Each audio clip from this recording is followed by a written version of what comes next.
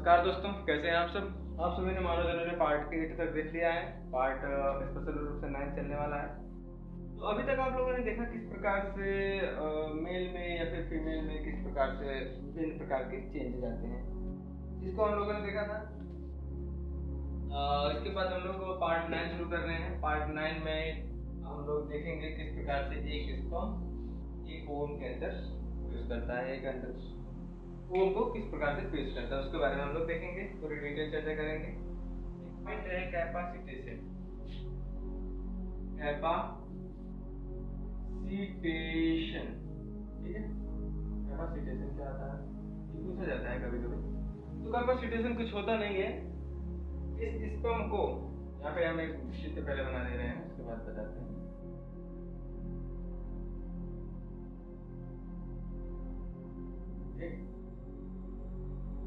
Sperm को ampulla भाग, यहाँ पे होता था हमारा एम्पुला भाग,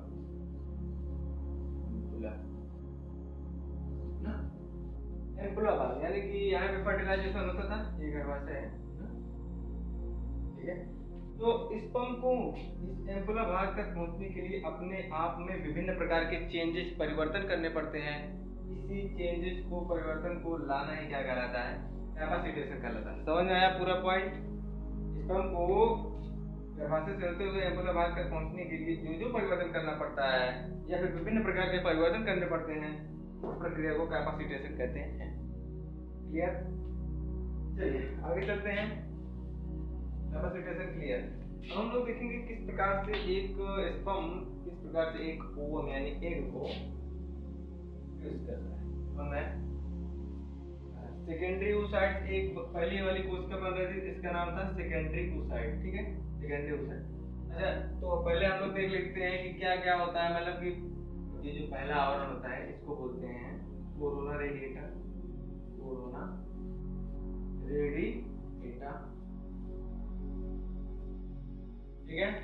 और नंबर दूसरा वाला जो लेयर होता है उसको कहते हैं, जो पारदर्शी दिख रहा है सफेद सफेद, ये वाला पोर्शन आप लोग देख रहे हैं, ये वाला, इसको कहा जाता है जोना पेलिफिडा। जोना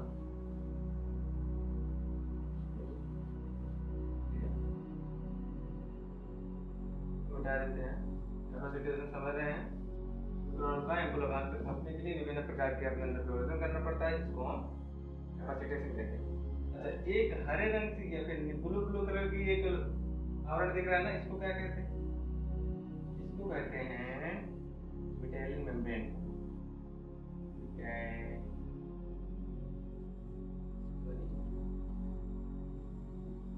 विटालिन मेम्ब्रेन, ठीक है। अच्छा, ये देख रहे हैं आप जो ब्लू ब्लू कलर दिख रहा है, इसको कहते हैं विटालिन मेम्ब्रेन। इसके बीच में देखिए यहाँ पे कुछ गैपिंग पाई जा रही है, स्पेस पाया जा रहा है। इन स्पेसों को कहा जाता है पेरीविटालिन स्पेस। क्या कहा जाता है? पेरीविटालिन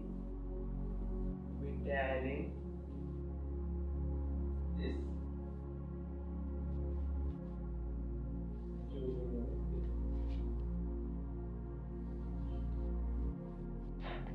पेरीविटालिन स्पेस। तो यहाँ तक पूरा क्लियर। उसके बाद इसके अंदर विभिन्न प्रकार के द्रव भरे रहते हैं वगैरह वगैरह, और सब देखेंगे बाद में। तो देखिए यहाँ पे क्या होता है कि स्पर्म होता है, स्पर्म धीरे धीरे आता है, उसके बाद सर्वप्रथम कोरोना रेडिएटर का भेदते हुए आगे की ओर जाता है। अच्छा, एक बात और कि ये जो एम्पुला भाग देख रहे हैं, कोरोना कह रहे हैं, स्पर्म का एम्पुला भाग देख रहे हैं। स्पर्म के एम्पुला भाग में 3 प्रकार के एंजाइम पाए जाते हैं। यहाँ पे देख सकते हैं एक्रोसोम में, एक्रोसोम में 3 प्रकार के एंजाइम होते हैं। एक्रोसोम में एम्पुला कह रहे हैं, एक्रोसोम, ठीक है। स्पर्म होता है, स्पर्म की जो टोपिया होती है उसको हम लोग क्या कहते हैं, एक्रोसोम कहते हैं। इस एक्रोसोम में 3 प्रकार के एंजाइम्स पाए जाते हैं। पहला है कोरोना पेनिसिलिनी एंजाइम, समझ पा रहे हैं।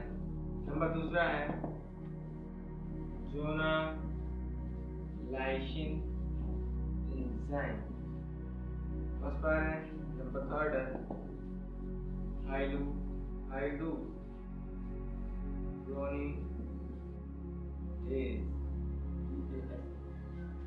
एंजाइम। तो जो एक्रोसोम होता है, शुक्राणु का एक्रोसोम होता है, उसमें 3 प्रकार के एंजाइम्स पाए जाते हैं। Corona penetrating enzyme, zona lysin enzyme, hyaluronidase enzyme. ये जो कोरोना पेनिट्रेटिंग एंजाइम है, ये क्या काम करता है? कोरोना रेडिएटर को भेदने का काम करता है। क्या करता है? कोरोना रेडिएटर को गलाने का काम करता है। गलाने का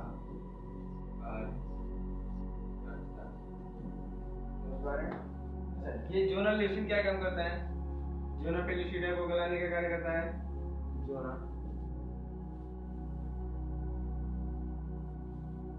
को गलाने का कार्य करता है।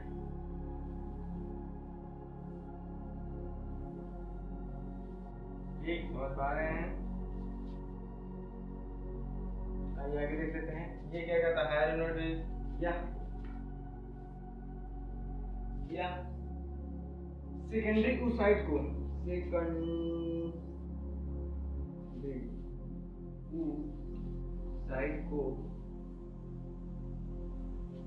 सेकेंडरी oocyte में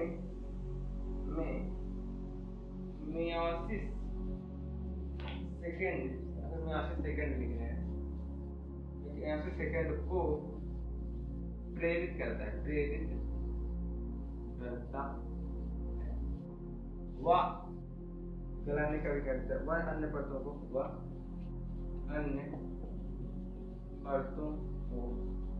गलाता है।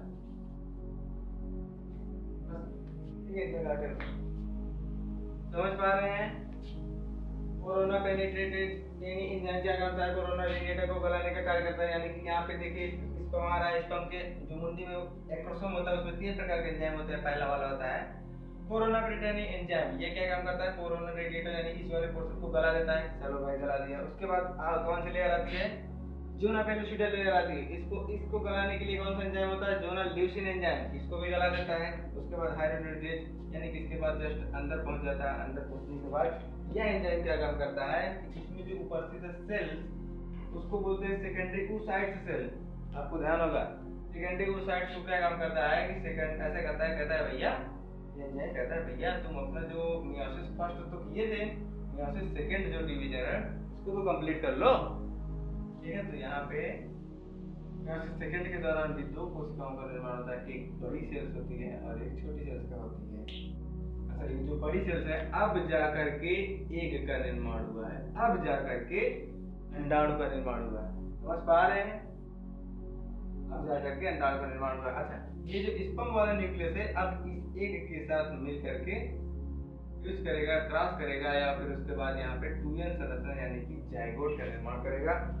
इसका काम क्या होता है? तो इसका काम अभी तक पता नहीं चला क्या होता है। समझ पा रहे हैं? अच्छी बात।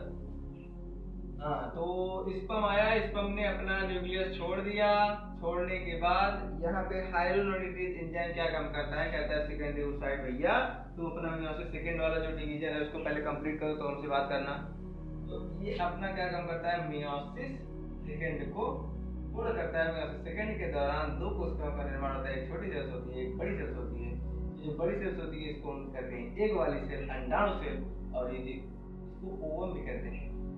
और ये जो होती है इसका भी कार्य पता नहीं चला है। ठीक है, उसके बाद ये न्यूक्लियस और इसका एग मिल करके फ्यूज करते हैं। फ्यूज करने के बाद एक 2n संरचना का निर्माण करते हैं जिसको हम लोग जाइगोट कहते हैं। ये था पूरा। ठीक है, स्क्रीनशॉट लीजिए, आगे चलते हैं। थोड़ा सा देख लेते हैं निषेचन यानी फर्टिलाइजेशन होने की परिस्थिति। क्या क्या परिस्थिति की होनी चाहिए निषेचन होने के लिए? ठीक है, प्रेगनेंसी को रोकने के लिए। ठीक है, देखिए 14 दिन के आसपास स्पर्म का पहुंचना, यानी कि 14 दिन के आसपास स्पर्म का पहुंचना, यानी कि जो एग रिलीज होता है यानी अंडाणु रिलीज होता है, यह 14 दिन तक कहाँ पहुंचता है? एम्पुलरी इस्थमस जंक्शन पे पहुंचता है। यहाँ पे एम्पुलर भाग था, यहाँ पे इस्थमस भाग था। उसके बाद एम्पुलर इस्थमस जंक्शन पे क्या पहुंचता है? अंडाणु पहुंचता है। यानी कि स्पर्म जब आता है तो उसको 14 दिन के आसपास ही यहाँ तक पहुंचनी चाहिए। ये हो गया पहला पॉइंट, यानी कि 14 दिन के आसपास स्पर्म का एम्पुलरी इस्तेमाल जंक्शन पर पहुंचना। ठीक है, उसके बाद नंबर दूसरा पॉइंट है यूट्रस में नो संक्रमण, यानी कि ये यूट्रस देख रहे हैं इसमें किसी प्रकार का संक्रमण नहीं होना चाहिए। ठीक है, इस कारण से भी निषेचन नहीं हो पाएगा। और नंबर थर्ड वाला पॉइंट है फैलोपियन नलिका में सूजन नहीं होनी चाहिए, स्वेलिंग नहीं होनी चाहिए, यानी कि अगर इस नलिका में क्या है, स्वेलिंग है, सूजन है, तो क्या होगा, अंडाणु आगे की ओर खिसक नहीं पाएगा। अगर खिसका होगा अभी तो थोड़ा लेट में पहुंचेगा, जिसके कारण, समझ रहे हैं। यहाँ पे नंबर 4 वाला पॉइंट है 6 करोड़ से ज्यादा स्पर्म उत्सर्जित होने चाहिए। मनुष्य लगभग यहाँ पे देखिए 3.5 ml में उसके 20 करोड़ शुक्राणु होते हैं, 3.5 ml में कितने शुक्राणु होते हैं, 20 करोड़ शुक्राणु होते हैं। अगर उन शुक्राणुओं की जो संख्या है 6 करोड़ से कम है तो ऊपर भी मतलब कि प्रेगनेंसी नहीं होगी। ठीक है, ये स्थिति इसके लिए मायने नहीं रखेगी। समझ पा रहे हैं, सर्विस होने चाहिए तभी क्या होंगे, फर्टिलाइजेशन हो पाएगा। तो आइए देख लेते हैं थोड़ा सा। देखिए भाई, हम कह रहे हैं कि एम्पुलरी इस्थमस जंक्शन में क्या हुआ, फर्टिलाइजेशन हो गया। चलो मान लेते हैं हो गया भाई, हो गया 2n संरचना का निर्माण हो गया, समझ गए। अब ये क्या काम करेगा, धीरे धीरे इसमें क्या होगा, विदलन शुरू होगा। विदलन मतलब समसूत्र विभाजन क्या होगा, शुरू होगा। धीरे धीरे क्या काम करेगा कि यह 8 से धीरे धीरे 1 से 2, 2 से 4, 4 से 8, 8 से 16 ऐसे कोशिकाओं में बढ़ता हुआ चला जाएगा। यानी कि जो 8 से 16 कोशिकाओं तक होगा उस अवस्था को कहेंगे मॉरुला स्टेज। क्या कहेंगे, मॉरुला स्टेज। समझ पा रहे हैं, यानी कि अभी की संख्या कितनी हुई, 8 से 16। इस वाली अवस्था को क्या कहेंगे, मॉरुला स्टेज। ठीक है, मॉरुला में 2 प्रकार की सेल्स पाई जाती हैं। मॉरुला में 2 प्रकार की सेल्स, कौन कौन सी, नंबर 1 मीरोजॉइंट, माइक्रोमियर, नंबर दूसरा है मैक्रोमियर। बता रहे हैं ये जो माइक्रोमियर है ये क्या काम करता है कि अंदर वाली परत को बनाता है, बाहरी परत को बनाता है। ये बाहरी परत होती है और ये क्या होती है, आंतरिक परत। अगर हम मॉरुला की एक बढ़िया से संरचना को देखें तो इस प्रकार चलता है। इसमें अंदर की तरफ कुछ इस प्रकार से सेल्स पाई जाती हैं और इसके बाहर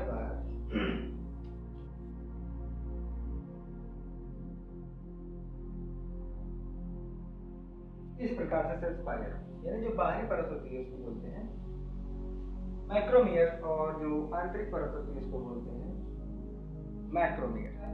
तो हमने कहा कि जो 8 से 16 सेल्स की जो कोशिकाएं हैं उनको कहते हैं मॉरुला स्टेज।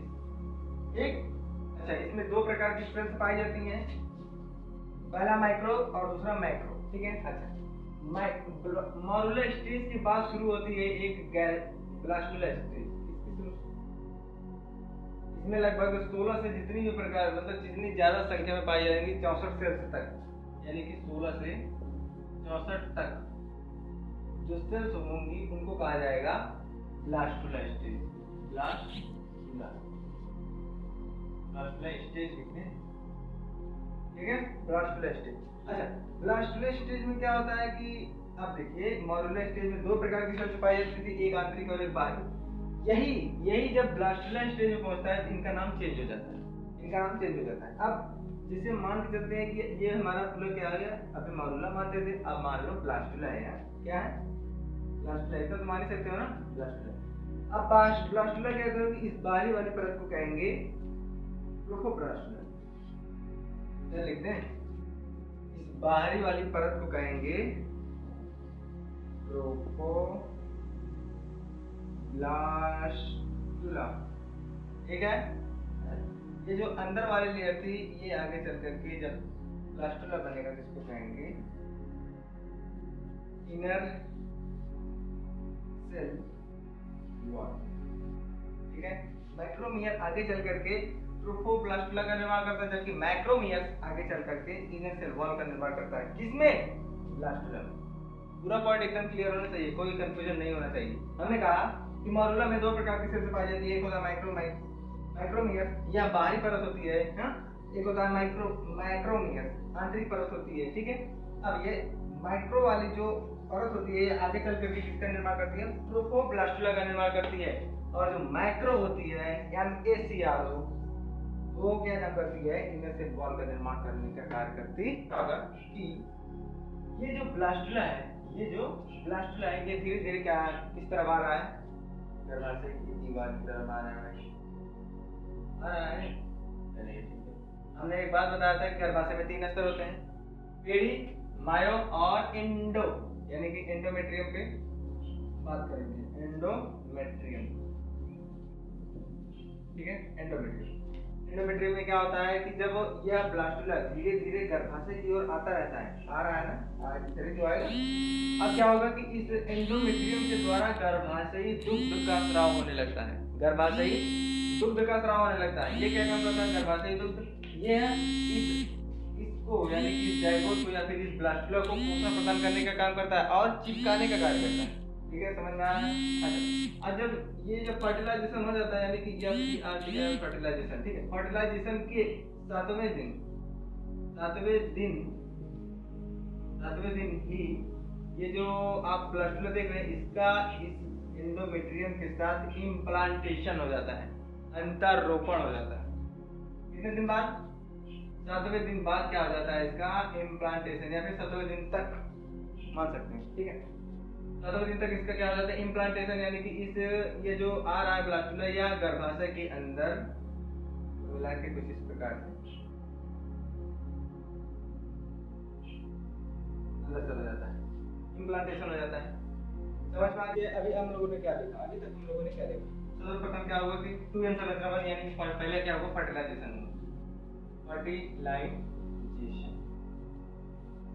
में 2n संख्या का निर्माण हुआ। अच्छा, 2n में क्या हुआ? विदलन हुआ। विदलन क्या होता है और समसूत्री विभाजन क्या होता है? देखिए, यह विदलन क्या होता है? समसूत्री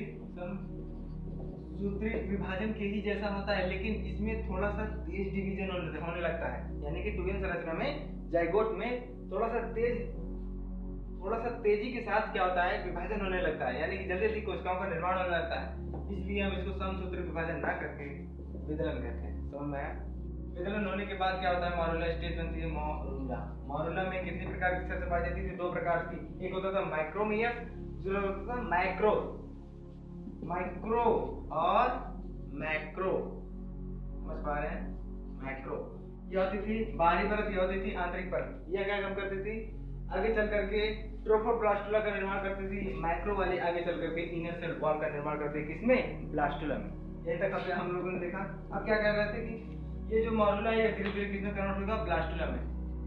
ब्लास्टुला यानी कि जो मॉरुला किसे 8 से 16 कहलाती थी सेल्स वाली, और ये कहती थी 16 से 64 सेल्स तक, ठीक है। अब ब्लास्टुला का 7वें दिन तक ये क्या काम कर धीरे धीरे आ रहा था। तो क्या हुआ कि उसके साथ में ही गर्भाशय से एंडोमेट्रियम, अच्छा देखिए गर्भाशय की एंडोमेट्रियम से गर्भाशयी दुग्ध का स्राव होने लगा। गर्भाशयी दुग्ध का स्राव होने लगता है। स्राव होने लगता है, ठीक है। अब ये क्या काम करता है? पोषण प्रदान करने का काम करता है। किसको? ब्लास्टुला को। ये गर्भाशय दुग्ध क्या काम करता है? थोड़ा सा पोषण प्रदान करता है, और इसको कहता है एंडोमेट्रियम। ऐसा करो, यही सही मौका है, इसको चिपका लो, ठीक है। तो इस ब्लास्टुला का इस एंडोमेट्रियम के साथ चिपकना क्या कहलाता है? इम्प्लांटेशन कहलाता है। इम्प्लांटेशन कहलाता है। अंतरोपण कहलाता है। समझ में आया? पूरा पॉइंट समझ में आया? और थोड़ा सा देख लेते हैं ब्लास्टुला और मॉरुला में अंतर, ठीक है। ये थोड़ा सा इम्पोर्टेंट है। पहला है कि यह सेल का समूह होता है, एक गेंद जैसी नुमा संरचना में होता है, पूरा का पूरा भरा होता है, ठीक है। इसमें किनारों पर सेल्स होते हैं, जबकि अंदर में एक गुहा को अंग्रेजी में कहा जाता है कैविटी। कैविटी पाई जाती है, कैविटी मतलब खाली स्थान, गुहा मतलब खाली स्थान पाई जाती है, जिसे ब्लास्टोसील कहते हैं। क्या कहते हैं? उस कैविटी की अरे अगर संरचना देखोगे ब्लास्ट लगा तो कुछ इस प्रकार से होगा। किनारे में तो सेल्स पाई जाएंगी आ जाओ भाई, आ जाओ। किनारे में सेल्स पाई जाएंगे, अंदर क्या भरा रहेगा? तरल भरा रहेगा, ठीक है। तो इस जो तरल भरा रहता है इसको कहते हैं ब्लास्टोसील कहते हैं। इनमें पोषण तरल भरा होता है, यानी कि इसमें क्या होता है? पोषण रहता है। जो सेल्स विभिन्न प्रकार के डिविजन्स कर रही हैं वो इन्हीं के माध्यम से करती हैं। इनमें कौन सा ऑक्सीजन जा रहा है जो नंबर दूसरा वाला पॉइंट है, इसमें माइक्रोमियर व मैक्रोमियर होते हैं। इसमें देखिए, इसमें ट्रोफोब्लास्ट व इनर सेल वॉल होते हैं। बाहर वाले को ट्रोफोब्लास्ट, अंदर वाले को इनर सेल वॉल। यहाँ पे देखिए ये 8 से 16 सेल्स का बना होता है, जबकि यह 16 से 64 सेल्स तक होता है प्लास्टोप्लास्ट। एक स्क्रीनशॉट लीजिए, उसके बाद आगे चलते हैं, विदलन के देख लेते हैं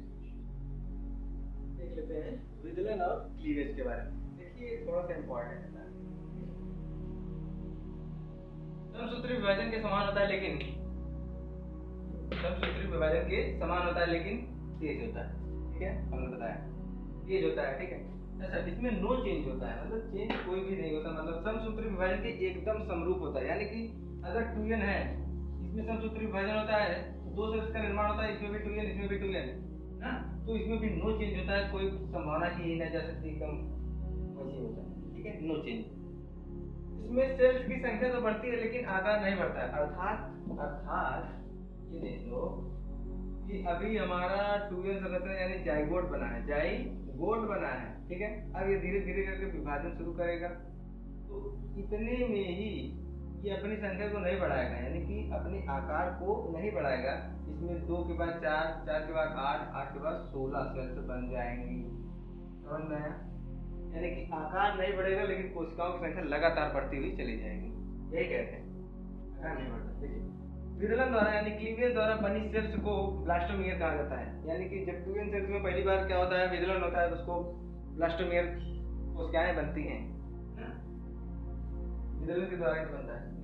अगला पॉइंट, मनुष्य में होलोब्लास्टिक क्लीवेज पाया जाता है, होलोब्लास्टिक विदलन पाया जाता है। ये पॉइंट इंपॉर्टेंट है, एक नंबर में लगातार पूछा जाने वाला क्वेश्चन, होलोब्लास्टिक क्लीवेज किसमें पाया जाता है, तो बता दीजिएगा। देखिए प्रथम विदलन फर्टिलाइजेशन के 3 दिन बाद होता है, 3 दिन नहीं, 3 घंटे बाद होता है, 3 घंटे बाद होता है, 3 घंटे बाद होता है। दूसरा विदलन जो होता है फर्टिलाइजेशन के 44 घंटे बाद होता है। 44 घंटा कुछ समझ होता है ना, दूसरे दिन यानी कि ना। यहाँ पे देखिए तीसरा विदलन फर्टिलाइजेशन के 3 दिन बाद होता है, 3 दिन बाद होता है। उसके बाद जो विदलन होता है चौथा वाला या फिर अगला वाला, तो अनियमित आकार से होता है, तड़तड़ा करके होता है, वो चला जाता है ब्लास्टोमियर, ब्लास्टोमियर, उसके बाद अंतरोपण, इम्प्लांटेशन ना, उसके बाद एक बढ़िया से बच्चे का निर्माण होता है उसी में। तो ये था पूरा का पूरा मानव चरण पार्ट 9 में पूरा तरीके से समाप्त हो चुका है। उम्मीद है कि ये पार्ट समझ में आया होगा, अगर आया तो लाइक कर देना। बाकी आगे वाले चैप्टर में भ्रूणीय परिवर्तन में हम सब कुछ बताएंगे, ठीक है, बने रहिए हमारे साथ। मेरा नाम है नितिन पाल, धन्यवाद।